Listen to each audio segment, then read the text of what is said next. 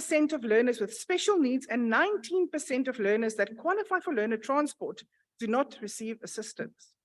I think it's time that the government decides where this function should be, Department of Basic Education or Transport. Learners that qualify for transport should receive support from government. Minister, like the payment of norms and standards for school funding, this only remains a paper budget, nothing more. Minister, the learners and parents of South Africa deserves an apology from you. You are failing them. Your department is failing them. You hide behind moving goalposts and skewed statistics while generations of children suffer and die under your ineptitude. Thank you.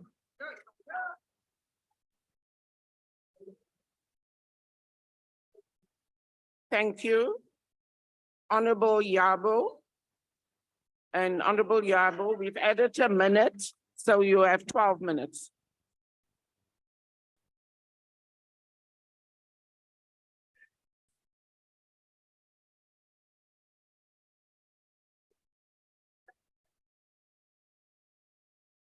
Honorable Chair, let me greet the Honorable Minister as well, Deputy Minister, Chairperson of the Portfolio Committee on Basic Education, honorable members. Good afternoon.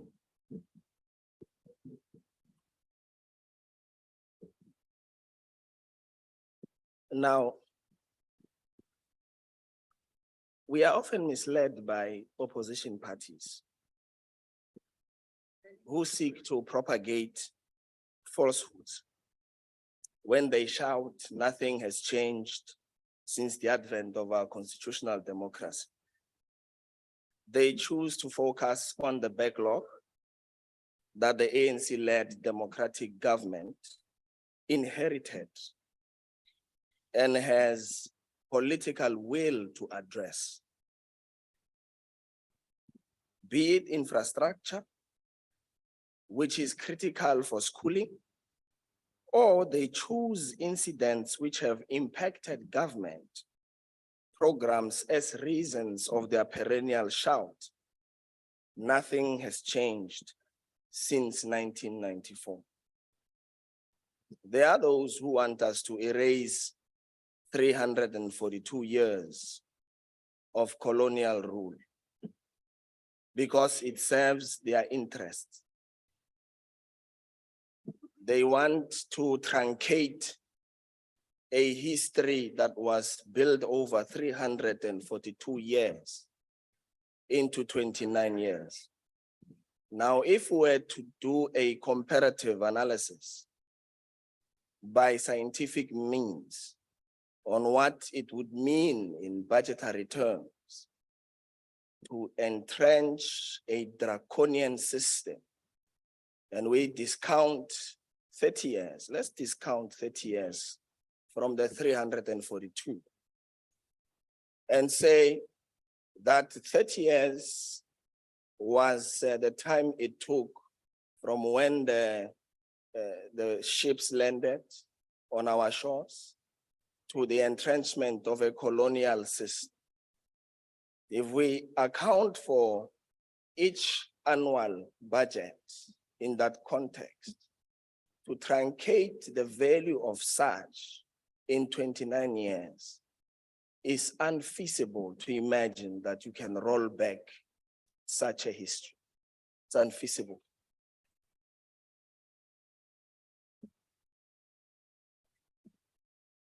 Firstly, the democratic dispensation in itself is a fundamental change from a system of apartheid colonialism, which was advanced by the predecessors of the members on the left. Secondly, government has expanded access to basic education, which has become free. And we all know that our rural and township schools today produce top achievers, which was not the case pre-1994. In simple terms, before 1994, apartheid Bantu education did not provide resources and the education curriculum to empower Black communities, instead choosing to give them substandard education to keep them as fodder for the exploitative labor market system of the white elites.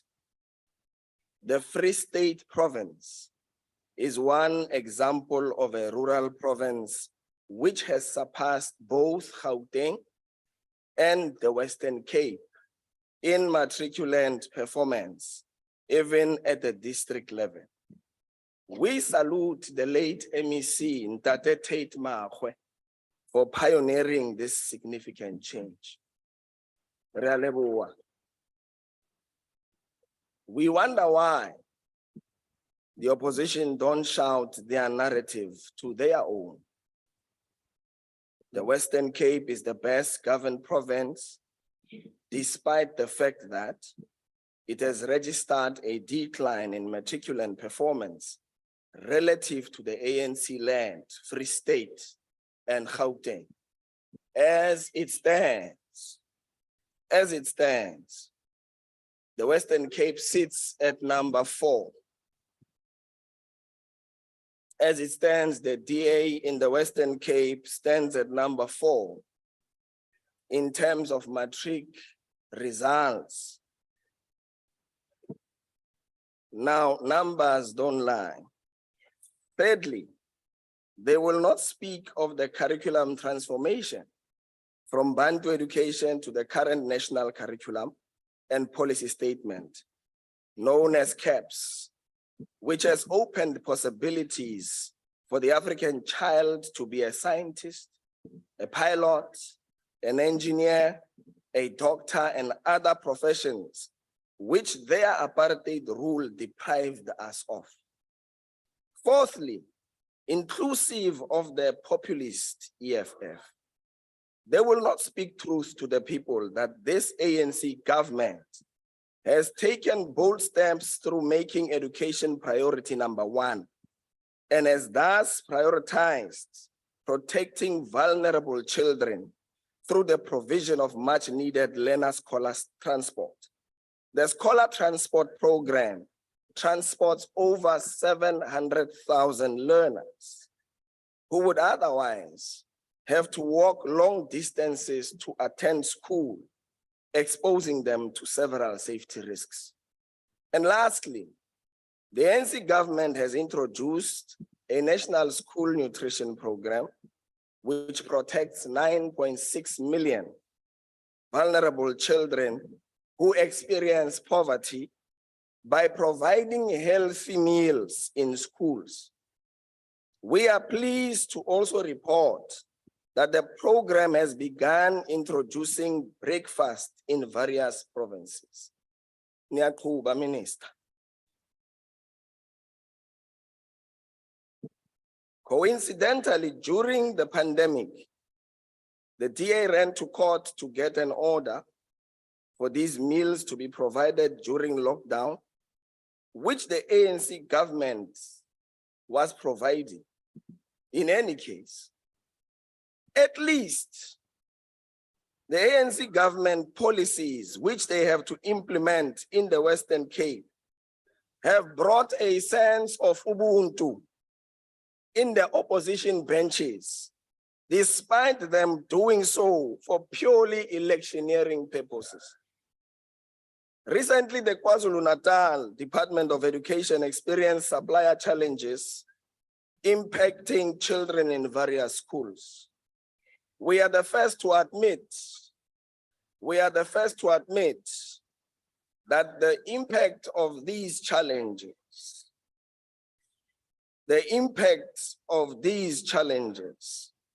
was far-reaching. Honorable Minister, we welcome your swift deployment of national officials to support and resolve the problem faced by the provincial department. Where wrongdoing is found, heads must roll without prejudice, because the problem faced by learners in KwaZulu-Natal undermines our policies as the ANC.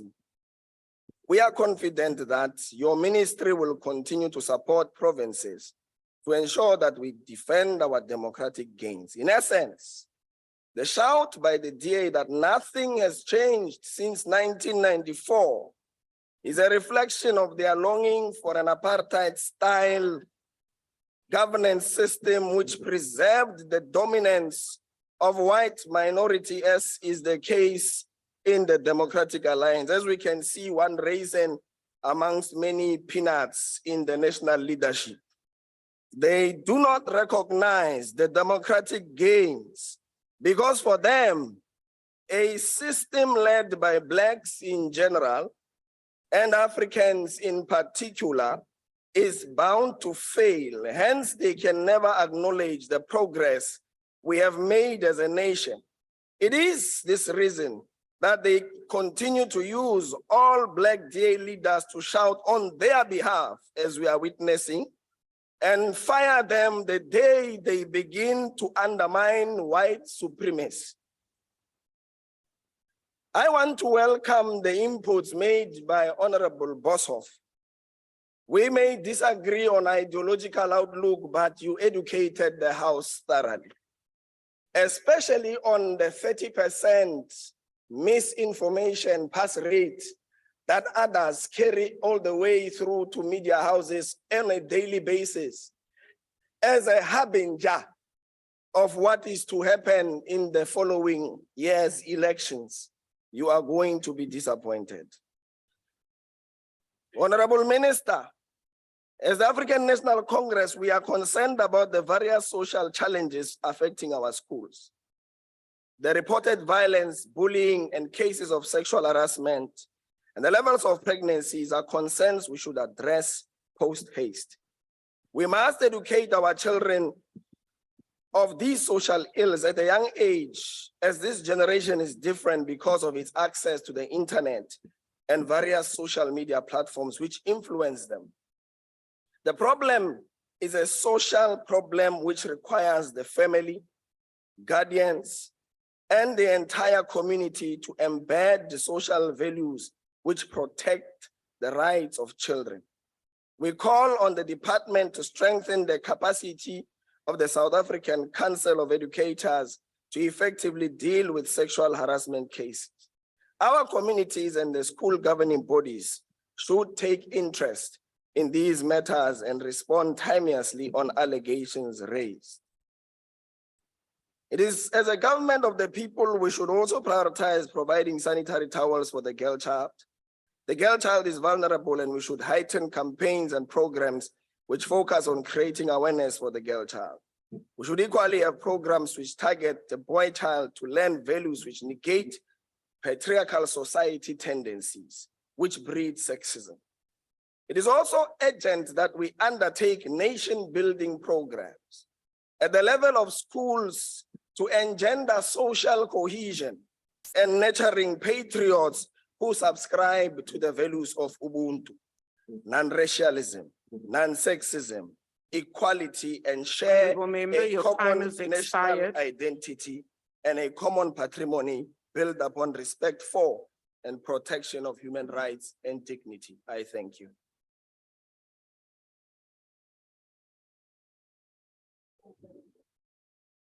Thank you. We call on the Honorable Minister of Basic Education, Honorable Motseka. And you have 9 minutes, Minister. No, thank you very much, Chair. And let me also thank the members for the engaged participation in the debate. And one, Chair, and I always say that I refuse to be made to, when people start jumping Western Cape children are South African children. So we are not going to be alienated from them as if Western Cape carries other people's children. They are children like all other children, and we're not going to be comparing them with other kids to say other kids in other provinces in terms of meds, KZN is leading in terms of past. They're South African kids. And just, I think, disabuse yourselves on this Western Cape story. And sometimes, what is unfortunate, Chair, sometimes instead of looking forward to alternative policy views, we are forced to sit through empty noises, engaging with opposition, and just be tortured because you are forced to sit through, as I say, noises that you don't know where it's leading to. People debating about rumors, hearsay, unwilling to listen to things that are being said, not contributing meaningfully to debates on a very important endeavor such as education. Because what you look for when you engage with people who have a different view is to get a different perspective that enriches your view. Remember not that I have, and he does it without failure. He's stuck in toilets. Ask him to debate, he's in the toilet. And you really look forward to say, this is your official opposition. They must have researchers. They must be talking something alternative. They'll be talking about local government tenders, which have no bearing to the debate at hand. And this is a parliamentary debate on the education budget. So that it would be very helpful to really talk about and really benefit from engagements, which I must admit that in some instances, you find them very helpful, you take notes and you go and inform the work that you do. For instance, I mean, there's been exciting reports on pills, and I thought as members or South Africans talking about education, we'll try to even understand what this thing is all about. And I really want to agree, and I'm very grateful to Member Boshoff to say, at some stage, let truth be told. Reading for meaning is not oral performance. And even if you say to people, linking symbols that M-A-N means man is not reading, to say man is going is not reading for meaning, it's something which is very highly cognitive, very complex, which we even analyze with neuroscientists to say what happens in the wiring of a child's brain or a person's brain when they read. It's a very sophisticated exercise. And I agree with him that what is very helpful for us as South Africa is to unpack, to say, what does it mean in our journey for development? For instance, Chair, I agree with you. The importance of mother tongue instruction, you can't underestimate, because PILS also confirms it. It confirms that when kids learn in the language, they are comfortable, not because they understand the language. Their brain cells are relaxed, they are happier, and therefore they're able to process information, which is the case for mother tongue instruction. So which means we have to accept as a country that indeed we have to promote African languages to make sure that the majority of learners who are not studying in African languages are being taught in their language. You also have to agree again, Chair, that, and also agree again with members, to say, and agree, perhaps accept the guilt that there's been an overemphasis of English. The Eastern Cape conducted a very comprehensive study on mother tongue instruction, and the results were very encouraging. Children who were taught in Xhosa performed better in maths, performed better in science, even in English nogal, that their English performance was even better, because a language is not just for a combination of words, but it's also an instrument through which you are able to process information. And that's why in PILS, when you study PILS, you also find that isiXhosa performed better than other African languages. So the member is right that kids were exposed also, or were expected to be assessed in a language whose symbols they've not used in the past. So we must say, I think in order, comrade, comrade, member, Uguti, really, we have to agree that we have to promote the teaching of African languages and promote them as languages of learning. For instance, PILS, amongst others, indicate that, for instance, in Setswana and Xhosa, the performance is low, and we have to investigate to say, why is performance in Zulu and in Xhosa doing very well? What is it, what is different about those languages?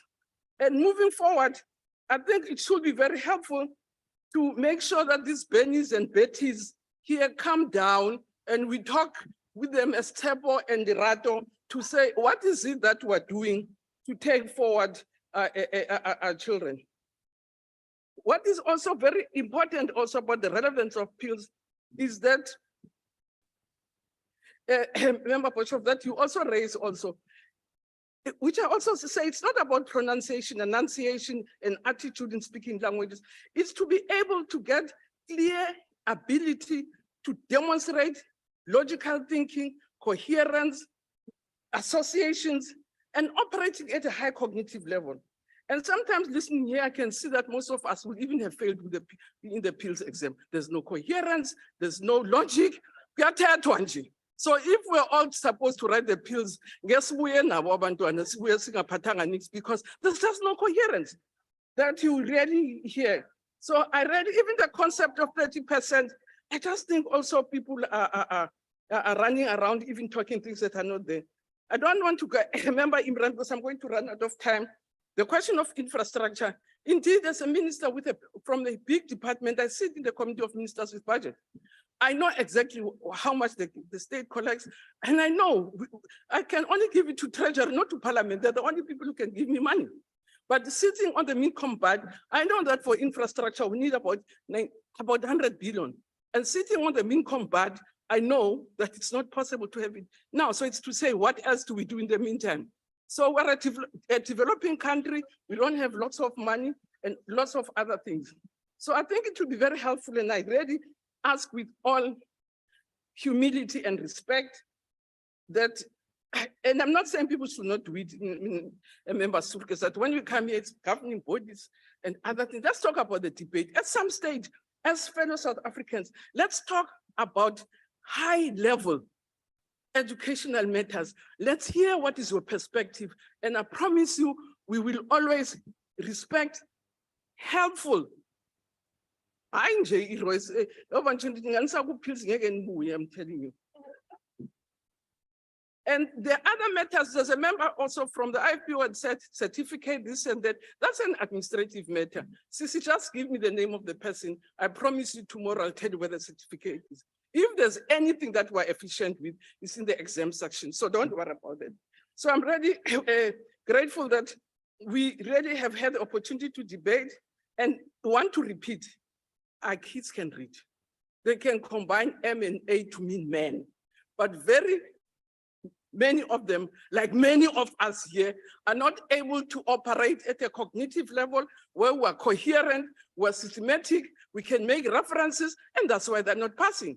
And instead of being condemned, Chair, I think we should be commended as this government for being a courageous government. We are the only 3 countries in the continent that participate in PILS. The question is why? Why have other people run away from PILS? It was Morocco, Egypt, and ourselves. As a party Thank you, Minister. Your time is that had expired. for liberation will fight also in PILS, and we're going to succeed. Thank you. I just want to speak to the point raised by the DA Whip. According to the rules, the 9th edition of the Rules of the National Assembly, 64D, it is indeed an established convention for members not to cross the floor during a sitting. We note that your intention was collegial, but we wish to caution you not to do that again. Thank you. Members are reminded that the debate on correctional service budget vote will take place in this chamber, the Good Hope Chamber, at 16:15. That concludes the debate and the business of the day of this mini plenary session. The mini plenary will now rise. Recording stopped.